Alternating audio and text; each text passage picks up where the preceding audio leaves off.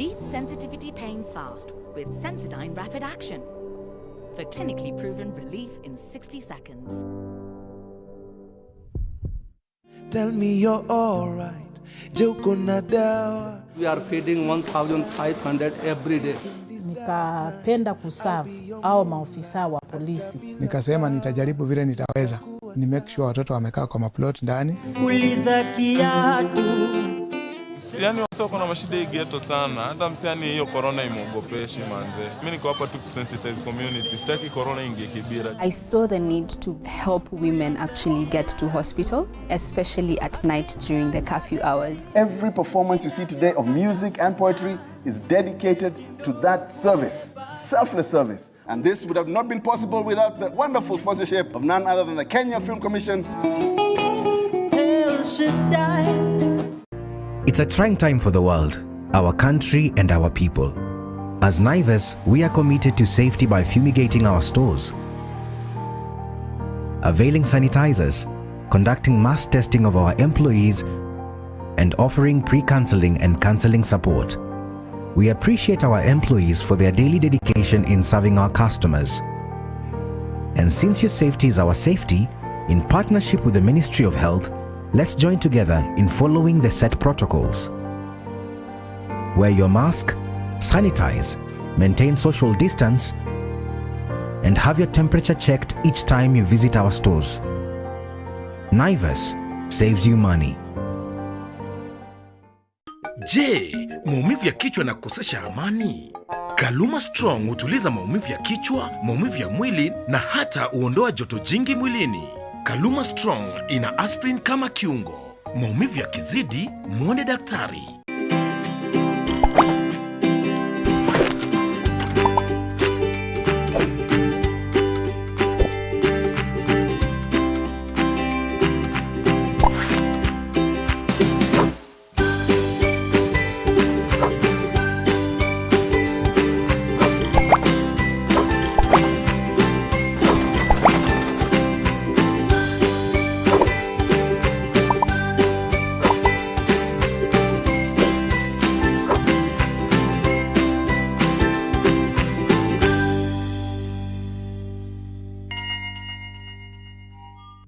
Get an 8-acre prime residential plot with soil merchants in Kisamis along Magadi Road, a few minutes from the vibrant Kiserian town. Electricity and borehole water available at 148,000 Kenya shillings for cash buyers or 195,000 Kenya shillings for installment buyers. Pay 30% deposit and clear the balance in 6 months. Viewing is daily and will be done within the guidelines of COVID-19. SMS plot to 21595 for details.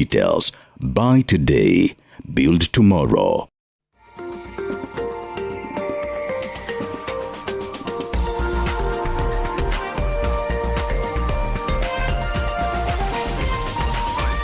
This is NTV.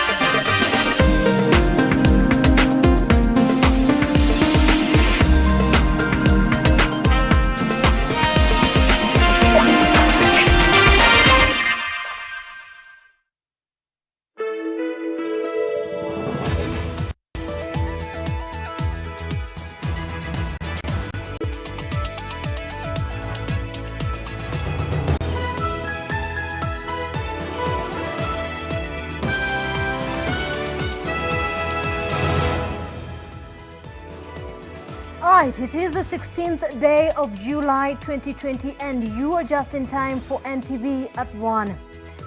NTV tonight, I beg your pardon. Now tonight, the coronavirus infections across the globe is inching closer to the 14 million mark.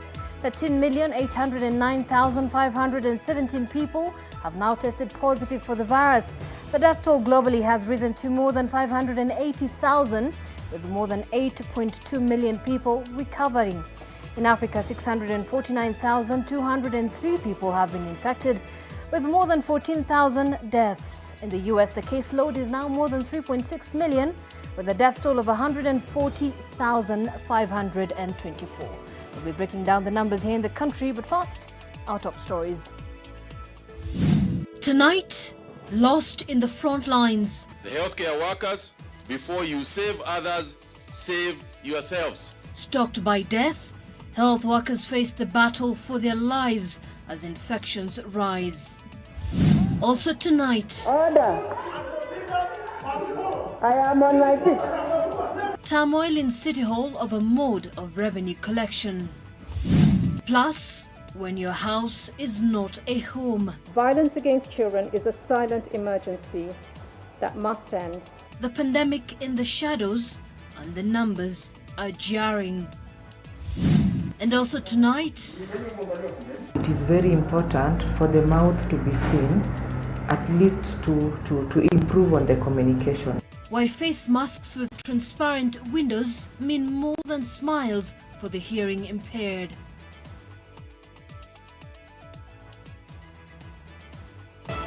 NTV Tonight with Zainab Ismail. Well, thank you so much for joining us. Our sign language interpreter this evening is David Agondoa. And we begin with the status of COVID-19 in the country. And the number of new infections is still soaring, more so in the counties. 421 more people have tested positive for the disease in the last 24 hours, raising the national caseload to 11,673. 409 of the new patients are Kenyans, whereas 21 are foreigners. On a positive note, 570 patients have been discharged in the last 24 hours upon full recovery, for a total of now 3,638.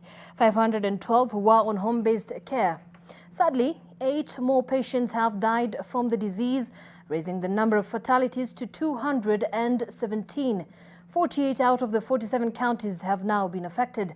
Nairobi County has the highest number of new infections at 246, followed by Kiambu with 38, Makueni has 33, Busia 32, Kajiado 20, Mombasa 15, Migori 10, Machakos 9, Lamu 4, Uasin Gishu 3, and Nakuru 3. The rising numbers in the counties is now becoming a major concern, as Leila Mohammed now tells us. That the virus has now settled in and is fast spreading within the community is without a doubt.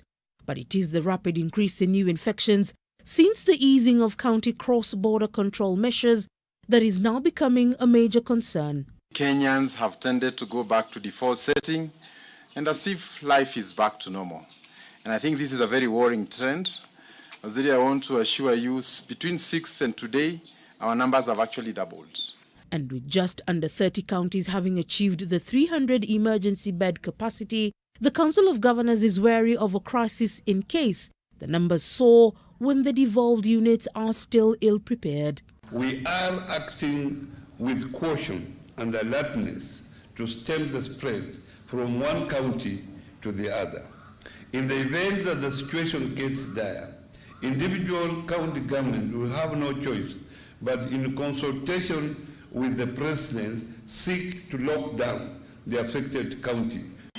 But the ministry insists that the counties must equip themselves better if the disease is to be defeated. Almost every county now, today, in Kenya, has more capacity for care than Kenya as a country had, barely 4 months ago. Every county has a higher capacity than Kenya had in terms of infectious disease care. With the healthcare system increasingly burdened, home-based care is the new frontier, especially for patients with non-critical condition. But even that requires some form of capacity and resource mobilization. Nakuru County says it is already working on this.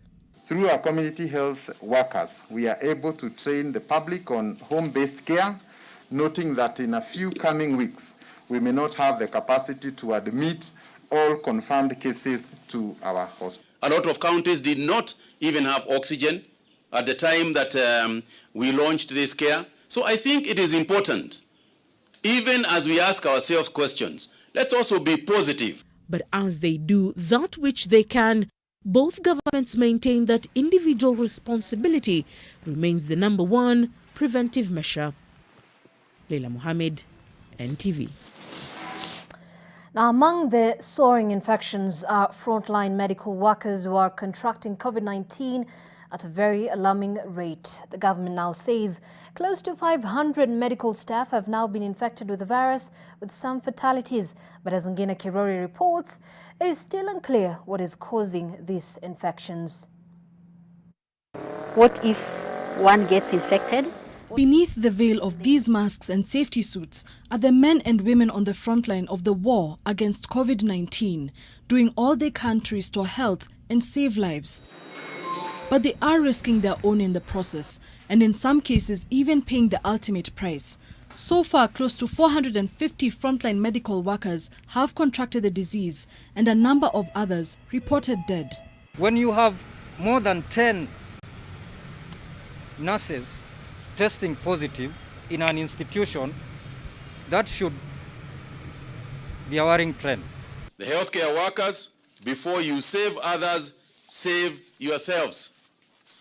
Before you save others, save yourselves. It is unclear how these frontline workers contracted the disease, but one may think of their interactions with patients. And if that's the case, then it calls to question the treatment protocol and the quality of personal protective equipment. There's been a myriad of challenges at the workplace, ranging from lack of adequate and quality personal protective equipment, staff shortages, and a biting issue that has been continuous salary delays in the counties. Only this week, 41 members of staff at the Pumani Maternity Hospital in Nairobi tested positive for the virus and were sent on treatment isolation and their colleagues quarantined. Now, certain key services have been suspended at the largest maternity hospital in the country. We are the people going to quarantine. Even by the virtue of us not closing the institution, then you coming to seek for a service, who will be there to offer that service? The Ministry of Health now says it will train 551 healthcare workers and 31,780 community healthcare workers to strengthen home-based care. Gena Kirori, NTV. That's the state of COVID-19 in the country. And away from that, chaos rocked a special sitting of the Nairobi City County Assembly on revenue collection this afternoon after Speaker Beatrice Elachi and a section of MCAs clashed on how the sitting was convened. The meeting was to discuss a new policy framework on revenue collection, which comes amid widening rift between Nairobi Governor Mike Sonko and the Nairobi Metropolitan Services. Victor Kiprop has more. The special sitting had only just begun when the chaos erupted. I am on my feet. I am on my feet. And before long, the majority leader Charles Thuo, who was protesting the legality of the sitting, walked out. Where is he? Yes. So we have to walk out because he walked out. Followed shortly after by Maringo MCA Mark Ndongo. When order prevailed, the Assembly passed a new policy framework for revenue allocation, which proposes, among other things, the creation of a semi-autonomous entity for administration of revenues collected in the county.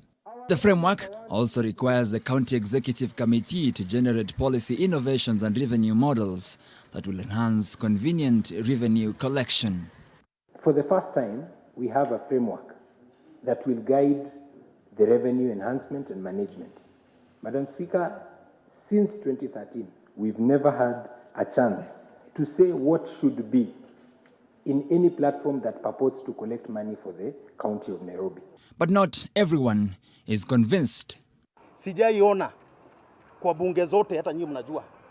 Majority leader akiuliza, yeye ndio anafaa kumove kitu, ati aliitisha special sitting, anafukuzwa for 1 week. Kwani mimi nauliza, hata hii mambo ya revenue, hiyo haraka ni ya nini? Na sessional paper inafaa iletwe na executive member of finance. We are all in support of the president. Nobody has fought for NMS in this assembly like me. It has even brought me very many wars, even people trying to remove me from the majority leader's position. We want to support NMS, and we have supported NMS, and we want to do that legally so that later in future nobody goes to court and challenges that.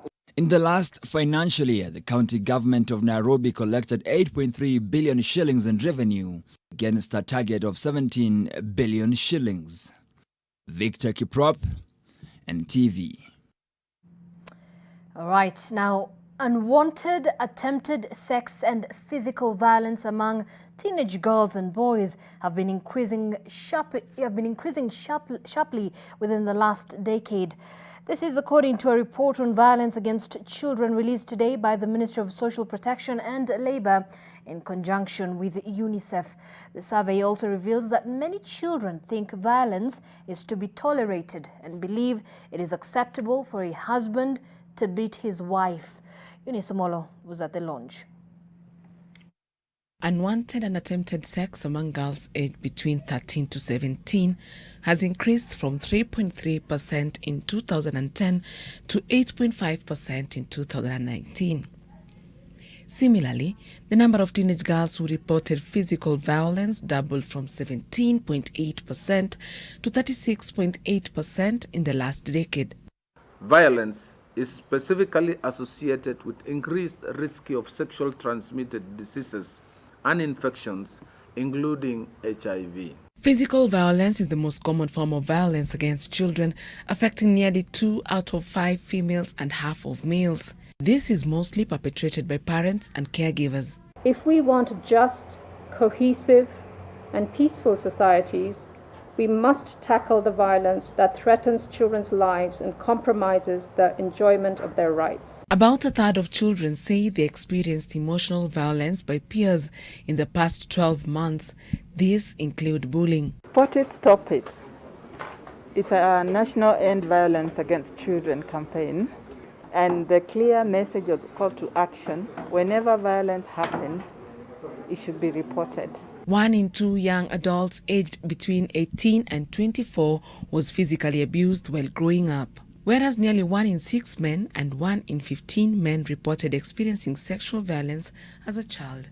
Yes, thank you. The report also says half the males and females interviewed had witnessed violence at home before the age of 18, while 1/3 of females and half of males witnessed violence in the community before the same age. High tolerance of violence in the country, at homes, in schools and community at large, has led to the exposure of children to more violent environment. And as a result, this affects their behavior emotionally and physically in future and probability of them being violent beings. The survey spoke to more than 2,000 children and young adults from all 47 counties in Kenya between December 2018 and January 2019. Eunice Omolo, NTV, Nairobi. Well, a very devastating and startling statistics there. You know, I got a quote here that says, "Children are the hands by which we take hold of heaven." So we must take care of our children. Now, Deputy President William Ruto is now calling on his allies who were purged from parliamentary committee leadership positions to support those who have replaced them. But his lieutenants are cautioning President Uhuru Kenyatta against handing key committee positions to ODM and other NASA affiliate parties. NTV's senior political affairs reporter Kennedy Mureithi reports that with the proposed changes, the opposition may well be part of the government. The Orange Democratic Party is poised to reap big from looming changes in the leadership of key parliamentary committees. The era of the handshake has thrust the Orange Party closer to power, and now the long-serving opposition party is basking in the spoils. The once vibrant opposition party, which kept government in check, is now in bed with the fiercest protagonist in the 2013 and 2017 elections, and Mbadi says this is just the beginning. Those who wish or would wish that the handshake would break up, I would tell them that they will wait for a very long time. For ODM, the Justice and Legal Affairs Committee is a key one in debating and potential passage of the BBI report. We have about 7 new members in that committee. The Honorable Emmanuel Wangwe, who is the whip on majority side, and also the Honorable Junet Mohamed, the whip from the minority side. This is basically, because you know the whips bring order. This is a committee where we need serious order going forward. ODM MPs set to benefit from the new lineup include Busia Women Representative Florence Mutua, who is tipped to chair the Education Committee. Homa Bay Women Representative Gladys Wanga has been nominated to chair the all-powerful Finance and National Planning Committee, while Shinyalu MP Justus Kizito will chair the Parliamentary Broadcasting and Library Committee. Rarieda MP Otiende Amolo is tipped to deputize Kangema MP Muturi Kigano in the Justice and Legal Affairs Committee, while Homa Bay Town MP Peter Kaluma will deputize Ndaragwa MP Jeremiah Kioni in the Constitutional Implementation Oversight Committee. Other NASA affiliate party members whose loyalty to the handshake has paid off include Mavoko MP Patrick Makau, who will now chair the Sports, Culture and Tourism Committee. Waipas Mwingi Central MP Gideon Muliongi will deputize Maina Kamanda in the National Cohesion and Equal Opportunities Committee. Ford Kenya's Kandui MP Wafula Wamunyinyi will chair the National Government Constituencies Development Funds Committee. Before we start campaign, let's have a small meeting in my office. We agree. We are going to contest in 7 or so positions. Let us agree and consensus, because if you go against my directions, the consequences will be dire. Dipiruto's allies have been relegated to less plum committees as they now watch their political adversaries take up the driver's seats of positions they held. Purged leaders are now cautioning against the trust bestowed upon the ODM and its allies as the Deputy President William Ruto in a tweet called on his troops to take up the new roles they have been given diligently. And I want to plead with His Excellency the President of the Republic of Kenya that if you truly observe the Constitution of the Republic of Kenya, the governance structure requires that if you are in the majority, then you should occupy departmental committees of parliament leadership. Kennedy Muredi, NTV. All right, we head into a break now, but you've got to see this. Yes, it is a painting pig. Check out South Africa's very own Picasso, one of the world's most unorthodox painters. Just give him some paper, a brush and some paint, and there you'll have some sort of masterpiece. The proceeds from the art aimed to fund the Farm Sanctuary SA, where Picasso is kept. And after all that hard work, the pig gets a well-deserved treat and some rest.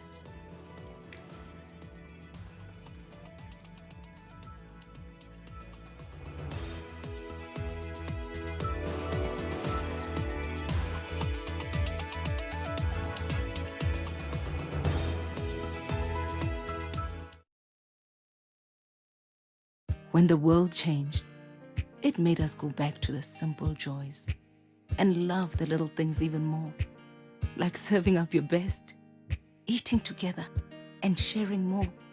Now, we'll take nothing for granted and always remember to taste the simple joys.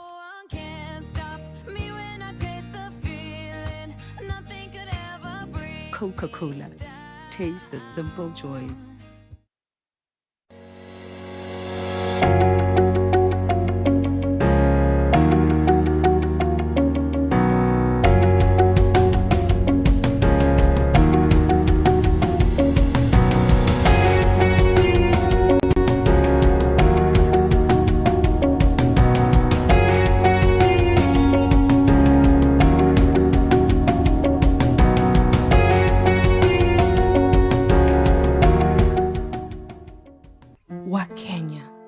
Fight hatukuchagua, lakini tuko na choice. Tuchague kujilinda.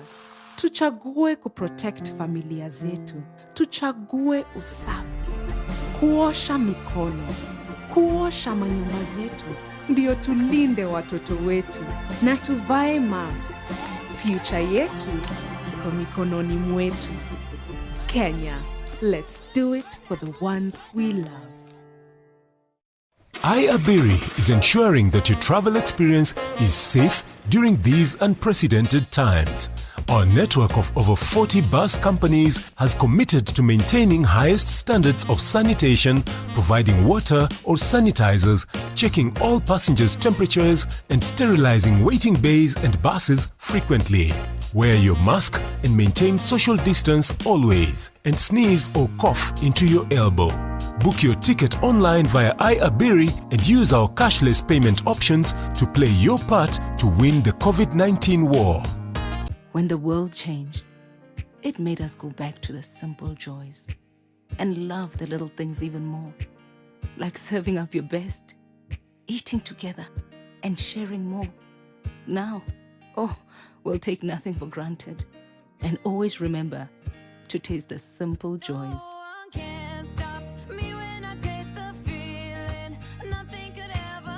Coca-Cola, taste the simple joys. This week on The Trend, birthday ni party ni yako na maji tunakata juu yako. we introduce a new star on the horizon. She's hot, talented, and educated, honey.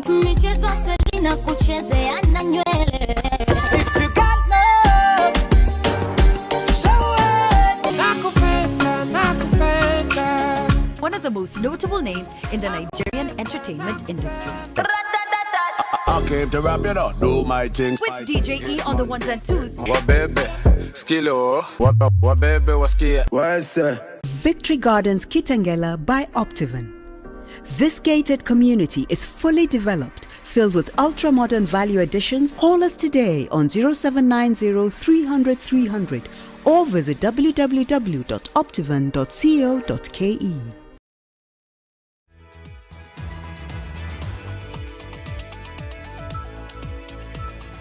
Well, thank you for staying with us. You're watching NTV Tonight.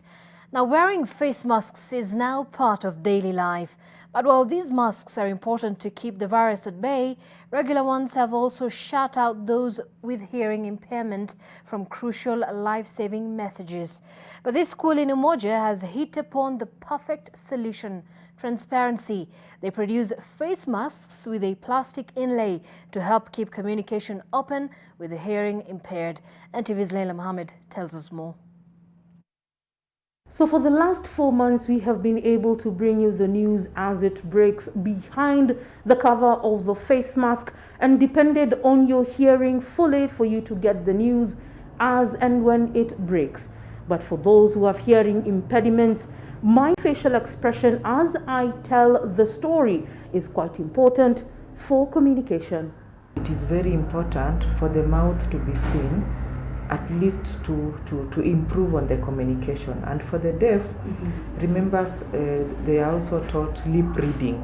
So even as you talk to them, and that is why sometimes you may find that you're not good at sign language, but as you speak, a deaf person can tell what you have said. The Kenya Christian School for the Deaf at the heart of Umoja is now working to ensure them easier and safe communication. The face masks have transparent windows. They retail at 150 shillings. Each one bought also means extra income for them. If they do it, we give them 70 bob per piece. Yeah. So the more they will do it, the more they will make money. The school also teaches the young ones different ways to earn from the sweat of their brow. Some of them are even graduates, but since they cannot land a job anywhere, they opted to go and sell sweets. So we opted, beside that sweets, besides selling the sweets, why can't they do something that can sustain them? We had this design, and out of some of that feedback, which is very positive for us, is that someone said, with this clouding, not everyone may be able to keep wiping. How can we improve on it? And that is why today morning actually is when we came up with this design, and we said this one could be better.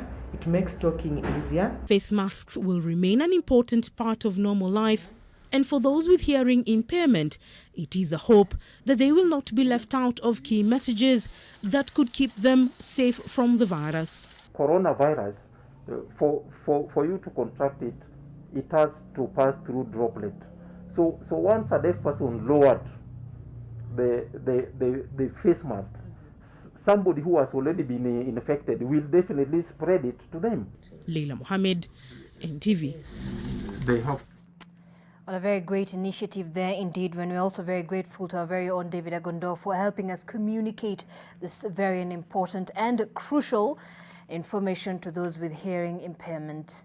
Away from that, the Director of Public Prosecutions has dropped murder charges against Omar Lali, the former boyfriend of the late Tekra Muigai, who died mysteriously at a private house in Lamu. The ODPP says the last-minute turn of events will now pave way for an inquest into the death. Our Coast reporter Kevin Mutai has more. Flanked by family and friends, Omar Lali says a Thanksgiving prayer shortly after proceedings at the Garsen High Court. Lali walked into the courtroom Thursday afternoon, a murder suspect in the death of Tekra Muigai, daughter of the Keroche Breweries couple. But before he could take plea came a new twist to the tale. The Office of the Director of Public Prosecutions filed for termination of the charges and requested for an open inquest into the matter. The court granted it. The prosecutor in this respect is accepted by the court, with the implication that the present proceedings against the accused are terminated. He is discharged and set at liberty forthwith and directed to participate in the proposed inquest. The prosecution says the dramatic turn of events is to allow for further investigations into the mysterious death. Eddie Kadebe argues that the decision was in the interest of justice for the accused person. The defense team welcomed the move, slamming the DCI for their investigations into the matter. The homicide detectives had detailed suspected angles that may have caused the death of Tekra, some which they say were based on contradictory statements from Lali. It does not mean that the case against the accused has been thrown away completely. If the inquest finds that if the state finds through the inquest that there's a reason to suspect or believe that he had anything to do with the death of the deceased, then he can still be charged. The DPP is now expected to communicate to court on witnesses, including Omar Lali, and when they will appear before Lamu Court. But if there will be no compelling evidence, then the case will be closed. Kevin Mutai, NTV, Mombasa. Now, former Kenya Pipeline Company Managing Director Charles Kiprotich Tanui has been charged in court for abuse of office and authorizing a tender for the supply of transformers worth 30 million shillings. Tanui has been charged alongside Elias Maina Karori, who was the technical chief manager, as well as Josphat Sirima, who was the chief engineer. The offences were committed between 2003 and 2014 at the company's premises in Nairobi. The three have, however, denied the charges before Chief Magistrate Douglas Ogoti and have been released on a cash bail of 700,000 shillings each, or a bond of 3 million shillings. The prosecution is accusing the trio for failing to follow the procurement procedure in the award of tenders. Now, after only 2 weeks of freedom following the removal of travel restrictions, the numbers of new infections of COVID-19 are soaring, and the Council of Governors warns that some 6 counties could be put under lockdown to tame the spread. Well, in your Daily Nation tomorrow, find out why Kajiado, Nakuru, Uasin Gishu, Bungoma, Machakos, Taita Taveta and Busia are under close watch. Plus, why Deputy President William Ruto will not allow himself to be wished away, and the elaborate plans he has put in place to win the hearts come 2022.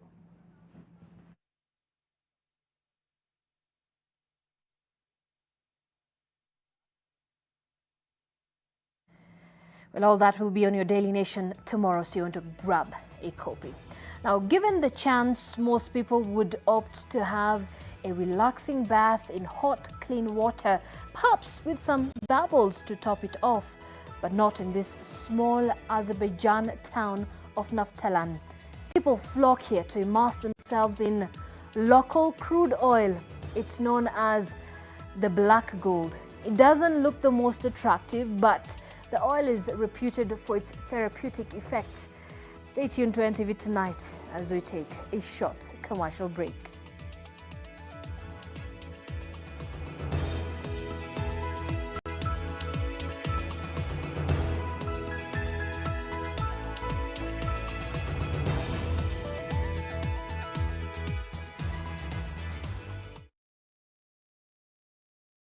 So vile nasema, wacha nikubatie statistics. Niko na gamia 1,500. Tunakuwa drapo gamia na kuwa 6,000. 2,000 natengeneza leather, natengeneza viatu, wallet, kibeti, nauza hapa. Nabatia wewe 50%. Wacha niweke credit nikupigie. Namna gani wewe? Hii mambo ya kuishiwa na credit kila saa. Come on. Nunua hiyo simu ya Vodafone. Calling fiber to fiber is 0 shillings per minute. And it is not expensive. Only 2,999 Kenya shillings. Alo hali wa. Hata fadhali hiyo credit ikae ninunue simu basi. Faibika leo na Vodafone for only 2,999 Kenya shillings. It will always be free to call fiber to fiber.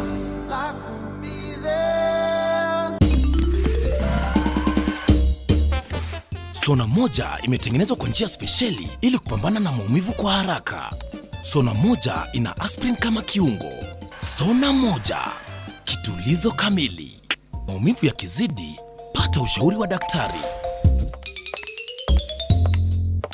Disinfect and protect your home with Jik. Jik kills 99.9% of illness-causing germs. Disinfect floors, kitchen and bathroom surfaces, and wash white clothes, towels, and dishcloths with Jik bleach. Just Jik it. For a better tomorrow, don't forget to do the 1, 2, 3 with Colgate every night.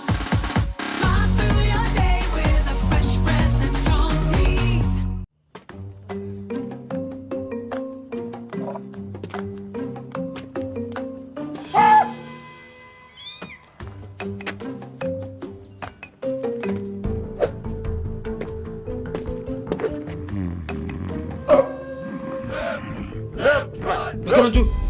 Sasa ruka.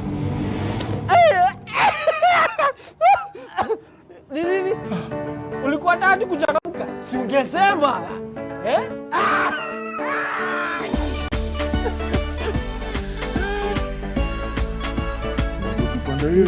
Changamkia vipindi vipendavyo, vichekesho, muziki, habari za utendeti na mengine mengi. Jione YouTube na Tenbo. Dial *544# and select YouTube.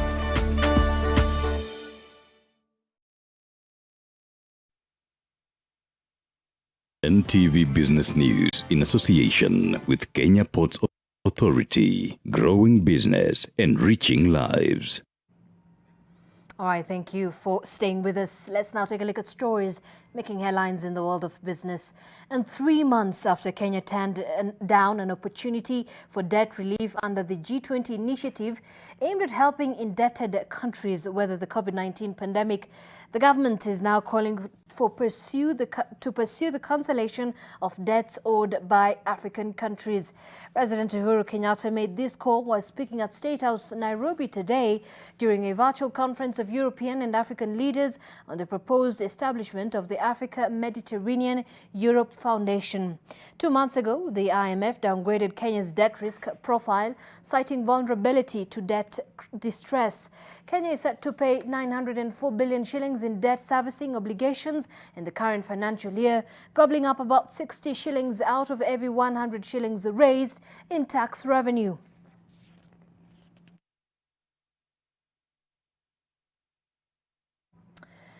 And the 2020 World Youth Skills Day has been marked in an environment of unprecedented circumstances as many youth lose their jobs owing to the adverse effects of COVID-19. This year, the day has been themed Skills for Resilient Youth, placing emphasis on the need for greater agility in the labour market. The Kenya Private Sector Alliance has lauded efforts towards mainstreaming skills acquired through informal channels. Recognition of prior learning is increasingly being adopted by governments across the world as a way of ensuring the labour market has a structure through which it identifies the skills acquired through informal avenues. The Kenya Private Sector Alliance argues that this provides a critical platform through which the youth can access more opportunities in the labor market. It is not that people don't have a gift or a talent or a skill. It's just that sometimes we don't add knowledge to it, and if we do not have the background or the training to actually turn that skill or that gift or that talent into a business.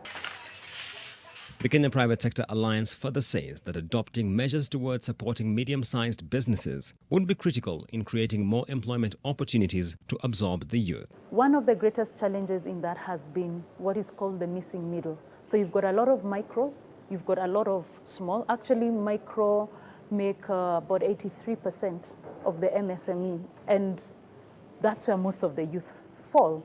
And so because of the missing middle, it means that we don't have enough companies growing and scaling up in order to absorb more employees. The World Youth Skills Day was first celebrated on July 15, 2015, as a way of bringing to visibility the challenges faced by and opportunities presented to the youth within economies across the globe.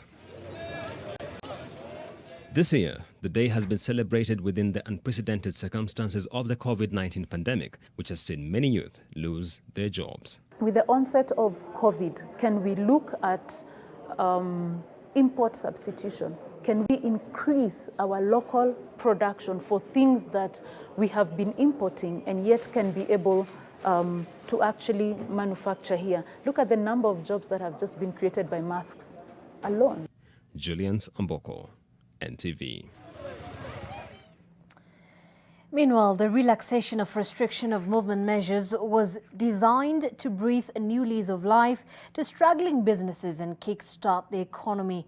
For long-distance bus service operators, however, this sounds like a far-fetched possibility, with most saying that even breaking even, let alone making a profit, is unlikely in the present environment. Naoma Sampao tells us why.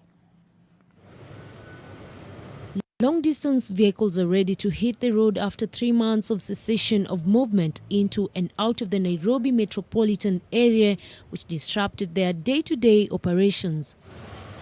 Although the buses will only be allowed to carry 60% of their capacity in order to comply with the Ministry of Health regulations, the companies say this is better as they had already started eating into their cash reserves as there was little or no revenue trickling in. We are glad at least we are now able to ply the roads. The massive outflow of people leaving Nairobi for various destinations in the country and fewer coming back has had a significant adverse impact.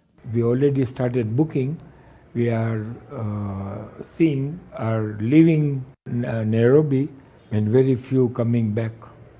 Since the president announced the restriction of movement, Easy Coach has lost approximately 80 million shillings, in which the company says it has no hope of recovering if it is to operate at just about half its capacity.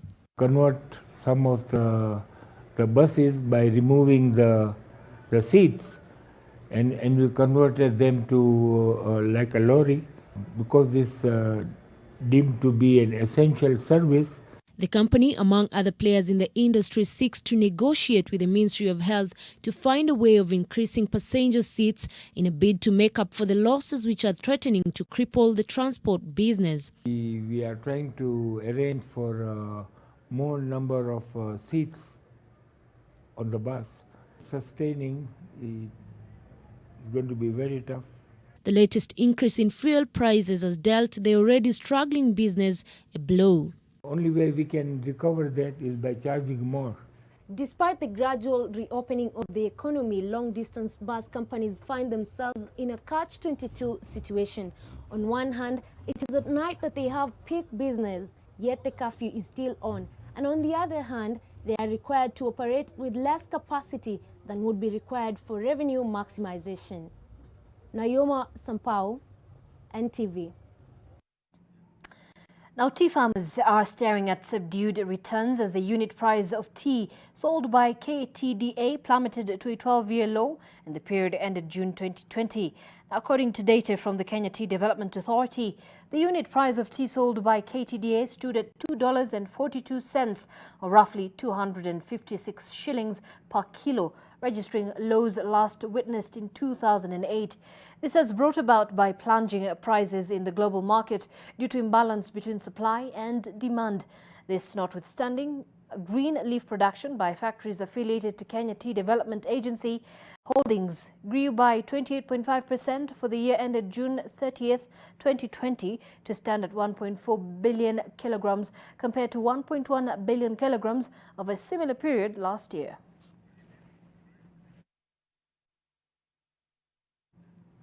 And Kenyan-born Sida Ogada has been named as the secretary to the International Monetary Fund.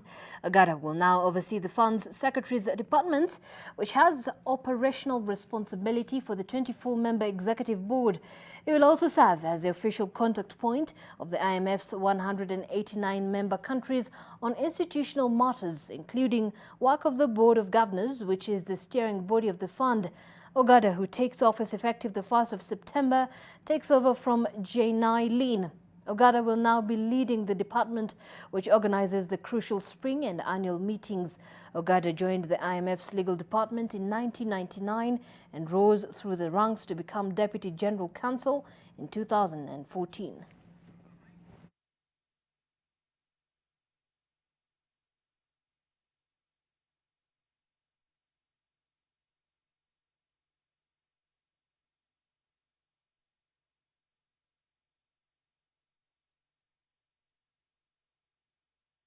NTV Business News in association with Kenya Ports Authority. Hello, I'm Captain Cargo.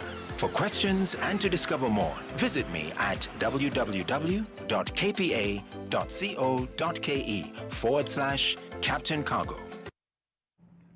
Now, time for another break. But before we take that breather here on NTV tonight, what do you think of this? Take a look. A full-grown house cat calmly wading through water. An unusual sight, right? But it is all too common at this animal hospital in Washington, D.C. Bess, the 11-year-old cat, is getting her weekly dose of hydrotherapy to help her with her arthritis. And another patient is getting his acupuncture treatment. Pet owners say they invest in their own health, so why not invest in their pets too? Let's take a break.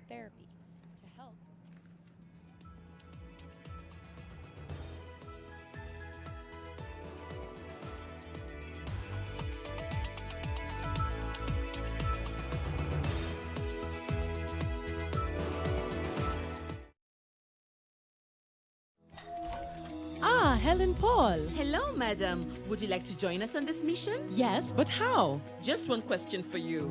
How do you keep your toilet clean? I use regular detergent and bleach for washing and removing yellow stains. I've been using it for years. Oh, madam, the regular detergents and bleach are used for washing clothes. To disinfect your toilet properly, you need Harpic 10X. It is specially made for germs and stains removal. Harpic's thick formula settles on stains and gives 10 times better cleaning compared to regular detergents and bleach. Wow, now I'm convinced, Helen Paul. Really? Yeah. Now that she's part of the mission, the next house is yours. Here we are, living in the moment. And here we are, dreaming in the open. Now look around, isn't this a new day? Make a move, doing things a new way. A new way. 'Cause this is our world, and this is our time. These are our plans, we're gonna let them shine.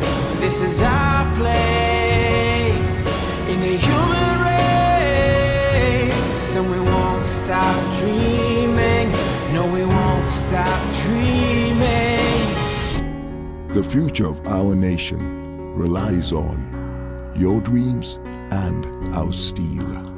Tononoka Group, at the core of every construction. Explorers of the night, wale wase wa kuhustle usiku, kustreama movies, music mix diehards, and gaming fanatics. We've heard you. It is now your time to fly your flag high. Do what you love, mpaka che na Telkom. Join Usiku Sako with Telkom night bundles that allow you rule the night at prices you love. Join our tribe, Usiku Sako Squad. Just dial *544# from your Telkom line and select the night bundle of your dreams. You are the legend the night needs.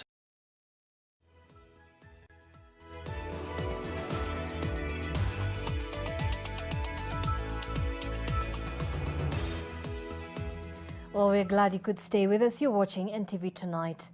Now, the government has awarded a lucrative tender to various young Kenyans to supply locally made hospital beds, which are to equip with hospitals, especially in these times of a global health crisis. Ruth Sarmoy spoke to some lucky artisans and filed this report. Joseph Muhinja and Mungai Kagodho are hard at work at their local workshop in Githunguri, Kiambu County. The two artisans have won a government contract to design, produce and supply hospital beds that will boost capacity in public hospitals, especially in these times of COVID-19. We used to sell sanitizers and face masks, but we thought this industry has become so occupied by people, has so many people. So we thought of when we can sit down together with the ideas we had. We do a bed that will help our hospitals in Kenya to cover the deficit that is there when it comes to beds. The President's Delivery Unit, PDU, says the beds will be subjected to standardization test by the Kenya Bureau of Standards to assess their suitability. But not all artisans are smiling to the bank. Sijapewa oda yote ya serikali, sijapata oda yoyote, lakini naomba Mungu, najua yangu Mungu ameniwekea na nitapata. Meshak Otieno, another craftsman, says he was hoping for the life-changing call but wasn't lucky. Sababu mimi nimekuwa wa kwanza kutoa hii akili na nimeitengeneza, si ati nimeitengeneza leo, nimetengeneza 2018 ndio nimekuwa nikitengeneza hii kitanda. Na si ati ni ile ujuzi nimetoka na sababu ya COVID-19. Kitu nilijiuliza kama binadamu, mbona huyo alijionyeshwa jana na akapewa oda hiyo jana? The national and county governments have been in a rush to better equip health facilities in the face of a soaring COVID-19 infections. Ruth Sarmui, NTV. Our Nation Media Group CEO Stephen Gitagama has today paid a courtesy call to Nyeri Governor Mutahi Kahiga. The meeting discussed ways in which the media can educate the public regarding coronavirus mitigation and devolution after Nyeri was ranked top by the World Bank on the Kenya Devolution Support Program. Governor Mutahi Kahiga highlighted the county's readiness to battle the pandemic, having put in place ventilators and ICU beds to handle COVID-19 cases. Nyeri as a county is a county that is doing very well, Steve. We have continued to be ranked best county by the World Bank, especially in the Kenya Devolution Support Program. We also invite you to walk around this town, see what we are doing, the developments. You can go to Narumoro, we are doing a level 4 hospital. We have, I think we are going to have the biggest bus stage in East and Central Africa because it's on 6 acres. And we are hoping to generate about 5,000 new jobs in that complex down here. Just a few minutes. As you go there, you'll be able to observe the Asian quarters, where we have been able to recarpet the roads that were last done in 1969. So I'd like to encourage everybody and the citizens of Nyeri, particularly, to heed to the advice that have been given, so that we don't stretch our health services, so that we even out the curve and we see the future of our nation and the future of our children. But if we are careless, we don't wear masks, we don't sanitize, you don't wash your hands, you don't maintain social distance, you have yourself to blame. All right, let's now head to another break. And as we head into the sports news, have a look at this. Well, every year in Istanbul, thousands of people participate in the intercontinental swimming race that joins the Asian side to the European side of the Turkish city. Back in 2019, the event brought together some 2,300 participants from 30 countries who often say it is an enjoyable race despite the freezing temperatures.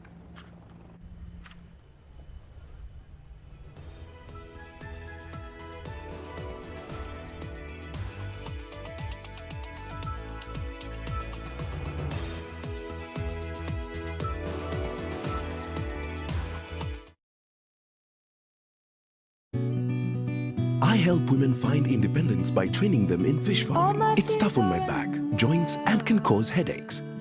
Panadol Extra relieves multiple types of pain.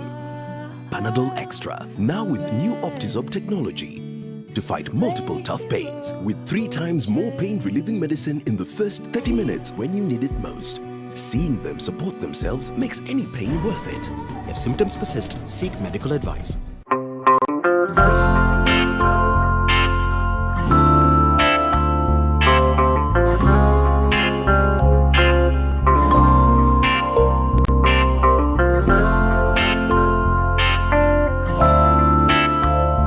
Breaking news from Molfix. Let's see what they're developing right now.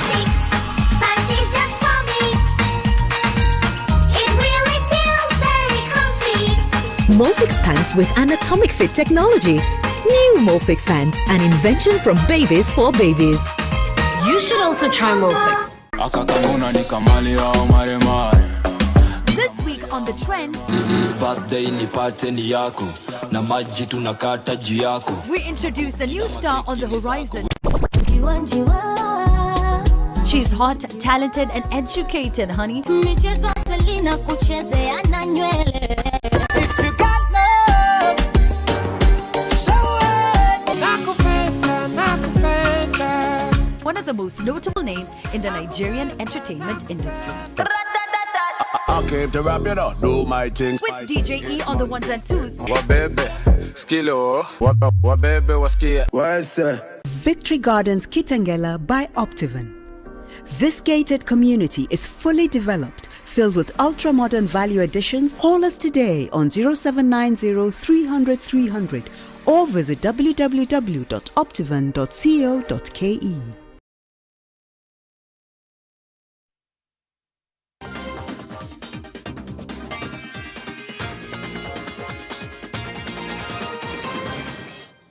Welcome to NTV Sport. I'm Watson Karuma. Now, Kenyan Premier League clubs are set to receive 8 million shillings every season for the next 5 years. This is the club's share after the Football Kenya Federation announced a 1.2 billion shilling 5-year deal with international betting firm BetKing. The deal is set to commence once the KPL Limited deal lapses. Football Kenya Federation is now firmly on the Kenyan Premier League driver's seat. First order of financial business. FKF has managed to secure a record sponsorship for the so-called FKF Premier League. The 5-year deal is worth 1.2 billion shillings. This sponsorship starts at $2.2 million in year 1 and grows by 5% in year 2 and grows by 10% in the subsequent years. This offers the struggling top-flight clubs a financial cushion for the next 5 years. Each club is set to receive 8 million shillings annually. The Women's Premier League will also benefit from the deal. The license fees that is supposed to come to FKF, we shall dedicate it to the Women's Premier League. The men's top-tier league has been an asset of contention, with FKF now taking charge and has set to relocate its headquarters to the Goal project at Kasarani. Yoshua Makori, NTV Sport. Women's 5,000 meters world champion Helen Obiri is uncertain about her participation in the Wonder Diamond League event in Monaco set for the 14th of August. Obiri and men's 3,000 meters steeplechase world champion Conseslus Kipruto have been entered in the list for the Diamond League season opening event. Kwa saa hii sijaamua vizuri kama naenda, sababu tukiona hatujaweza kupatiwa ile tuende tuchukue Schengen visa, so siwezi nikajua hatima ya serikali ni gani. So tunategemea tuambiwe na serikali what next for ile tutaendelea kufanya.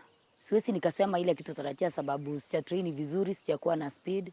So ni ile tu ile kitu nitaenda kufanya, from there nitajua nini nimelaki kwa mazoezi.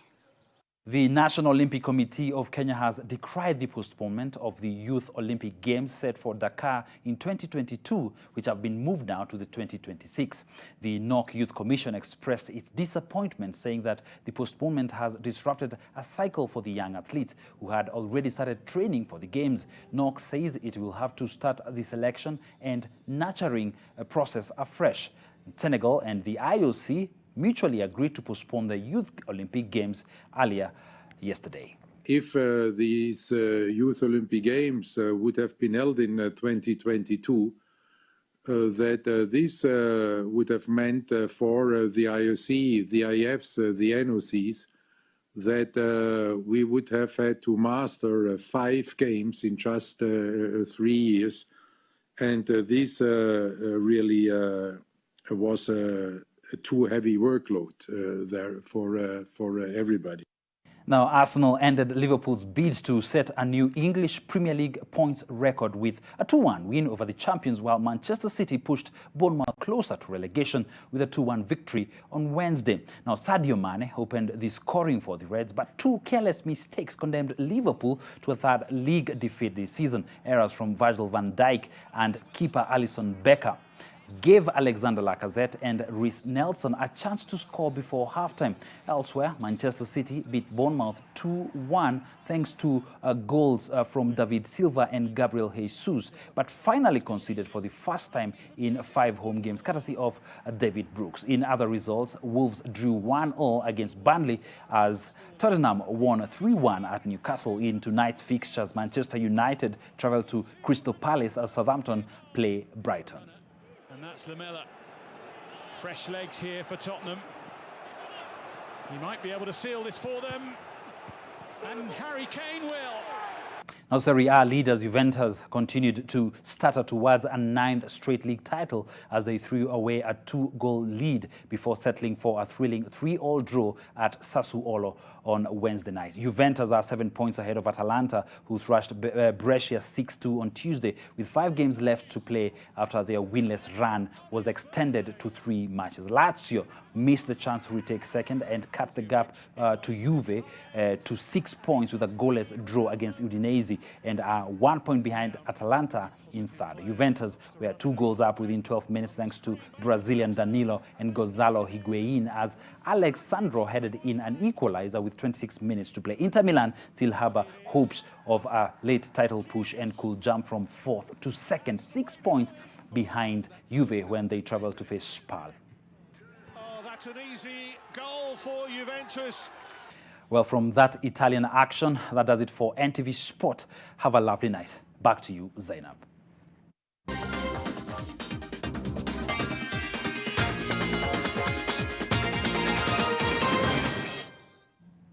All right, thank you, Watson. And that brings us to the end of our bulletin this hour. Many thanks for watching.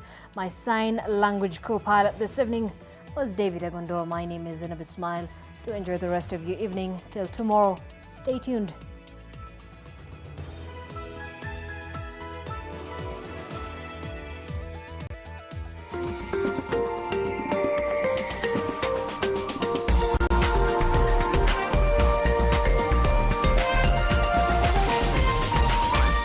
This is NTV.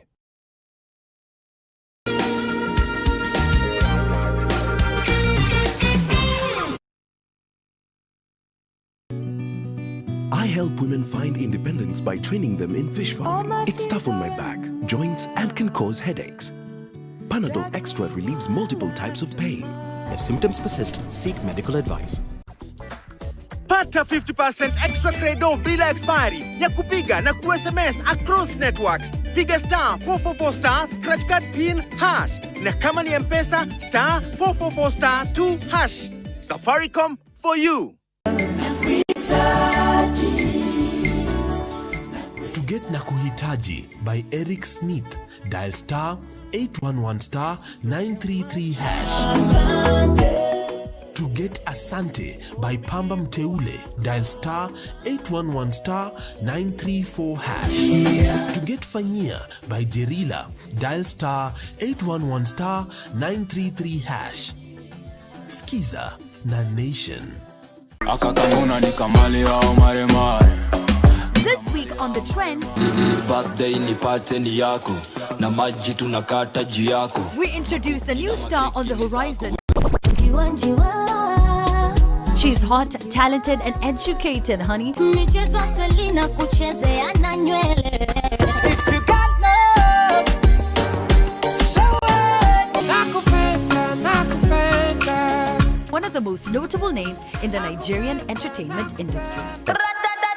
I came to rap, you know, do my things. With DJ E on the ones and twos. What baby, skillo. What baby, what skill? What's Victory Gardens Kitengela by Optiven. This gated community is fully developed, filled with ultra-modern value additions. Call us today on 0790 300 300 or visit www.optiven.co.ke. Tell me you're alright. We are feeding 1,500 every day. Nikapenda kuserve au maofisa wa polisi. Nikasema nitajaribu vile nitaweza. Ni make sure watoto wamekaa kwa maplot ndani. Uliza kiatu.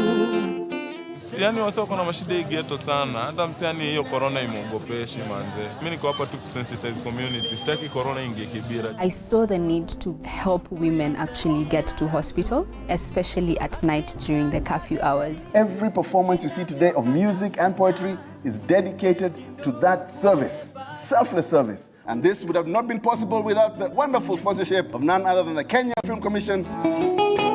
Hail Shaddai.